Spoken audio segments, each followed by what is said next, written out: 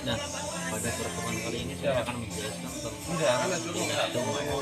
Latar belakang berdirinya dinasti Umayyah yaitu pada masa pemerintahan Khalifah Ali bin Abi Thalib terjadi pertempuran Ali dengan Muawiyah di Siffin. Perang ini diakhiri dengan taktim, tapi ternyata tidak menyelesaikan masalah, bahkan menimbulkan adanya golongan tiga golongan. Nah, tahu nggak taktim itu apa? Nah, taktim itu adalah suatu perjanjian antara Muawiyah dan Ali bin Abi Thalib. Nah, di sini ketua taktim itu bukan menyelesaikan masalah, tapi menambah masalah atau pecahnya menjadi tiga golongan, yaitu golongan Syiah, Khawarij, dan golongan Muawiyah. Nah, terbunuhnya oleh suatu anggota Khawarij. Golongan Syiah itu adalah golongan yang mendukung Ali, dan golongan Khawarij itu golongan yang keluar dari kelompok Ali. Dan yang satu lagi golongan Muawiyah. Kenapa Khawarij itu keluar dari golongan Ali? Karena Khawarij itu tidak terima tentang keputusan tahkim atau perdamaian antara Muawiyah bin Abi Sufyan dan Ali bin Abi Thalib. Nah, disitulah muncul daulah Bani Umayyah yang didirikan oleh Muawiyah bin Abi Sufyan. Nah, setelah berdirinya dinasti atau Bani Umayyah, nah saya sekarang akan membahas tentang prestasi dinasti Umayyah atau konsep masalah daulah Bani Umayyah. Nah, yang pertama di bidang militer atau kekuasaan. Di bidang militer, Bani Umayyah melebar sayap ekspansi, menguasai sebagian dari wilayah benua Asia, Afrika, bahkan ke Eropa. Itu prestasi secara membanggakan. Yang kedua di bidang politik dan perkembangan. Di bidang politik dan perkembangan juga pemerintahan. Bani Umayyah memiliki tata pemerintahan yang sama sekali baru untuk memenuhi tuntunan perkembangan wilayah dan administrasi kenegaraan yang semakin kompleks. Terus yang ketiga, prestasi yang ketiga yang dimiliki oleh Bani Umayyah yaitu di bidang sosial dan budaya. Oh enggak, sosial dan budaya itu apa? Daulah Umayyah membuka kontak antar bangsa dengan negeri-negeri taklukannya yang terkenal memiliki tradisi luar seperti Persia, Mesir, dan Eropa. Terus yang keempat,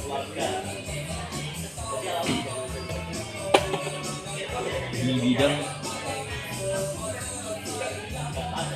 kemajuan yang dicapai Bani Umayyah di bidang ilmu pengetahuan. Nah, di bidang ilmu pengetahuan ini Bani Umayyah sangat maju di bidang ilmu pengetahuan karena Bani Umayyah sangat menekankan dalam ilmu pengetahuan.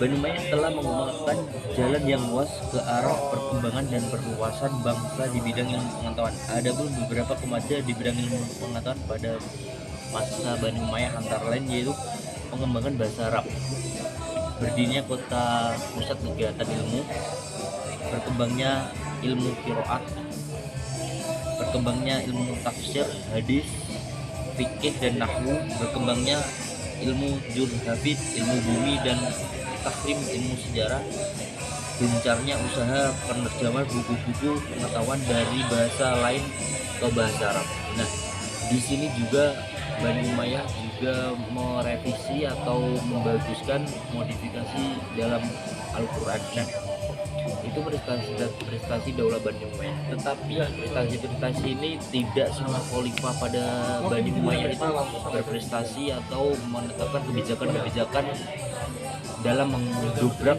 kepemimpinannya.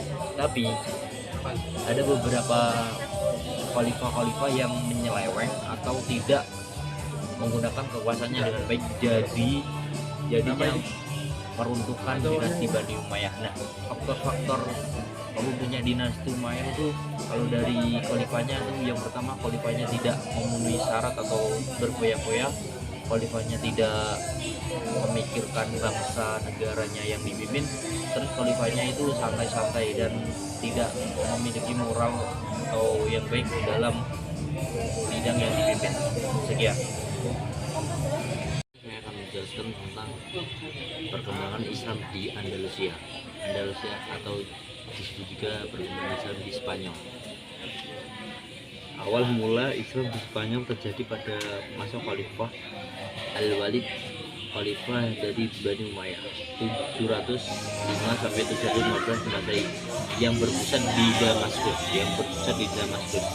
Jadi pusat pemerintahan pada zaman Khalifah itu di Damaskus.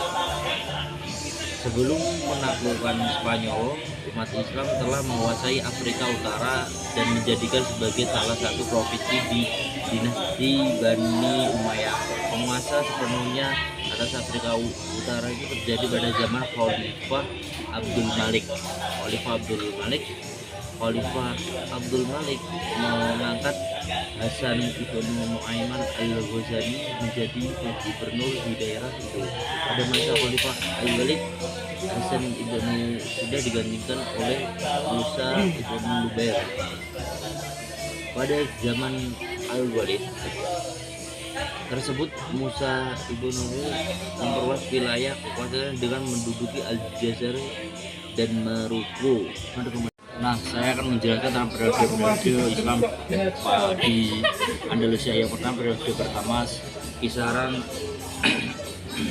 711 sampai 755. Pada periode ini Spanyol berada di bawah pemerintahan para wali yang diangkat oleh Bani Umayyah yang berpusat di Damaskus. Nah, periode kedua yaitu 755 sampai 912 Masehi. Pada periode ini umat Islam mulai memperoleh kemajuan baik dalam bidang politik dan bidang peradaban. Nah, di sini mulai digaji soal politik. Terus periode ketiga yaitu 912 sampai 1013 Masehi. Pada periode ini berlangsung mulai dari pemerintahan Abdul Al-Rahmat yang bergerak An-Nasyid. Pada periode Islam di Spanyol mencapai puncak kemajuan dan kejayaan, menyaingi daulah Abbasiyah di Baghdad. Periode ini bisa dikatakan periode emas Islam pada zaman di Spanyol, pada era di Spanyol. Terus periode keempat itu pada masa 1013 sampai 1086. Pada masa ini di Spanyol sudah terpecah menjadi beberapa negara kecil yang berpusat di kota-kota tertentu. Bahkan pada periode ini Spanyol terpecah menjadi lebih dari 30 negara kecil. Nah, di sini negara Spanyol mulai terpecah-pecah. Daulah Spanyol mulai terpecah-pecah. Terus periode kelima pada tahun 1086 sampai 1248 Masehi. Pada periode ini kekuasaan Islam Spanyol dipimpin oleh penguasa yang lemah. Dari periode keempat tadi udah melemah, terus dari sini ditambahkan lagi melemahnya dari penguasa yang lemah dari soal memerintah daulah atau memerintah Islam di Spanyol atau Andalusia. Nah, periode ke-6 yaitu 1248 sampai 1495. Pada periode ini Islam hanya berkuasa di Granada di bawah dinasti Anmar. Peradaban kembali mengalami kemajuan seperti zaman Abdul Rahman An-Nasyid. Nah, sekarang saya akan membahas kemajuan yang peradaban Islam di Spanyol. Kemajuan Islam di Spanyol sangat menonjol dalam bidang di berbagai bidang, baik dalam bidang intelektual yang menyebabkan kebangkitan Eropa pada saat ini, di bidang kebudayaan, dalam bidang ini bangunan fisik atau arsitektur maupun bidang-bidang lainnya. Puncak kemajuan peradaban Islam di Spanyol berdampak bagi kemajuan peradaban di Eropa. Jadi peradaban Islam dan peradaban Islam di Spanyol itu menjadi dampak ke negara Eropa sampai saat sekarang ini.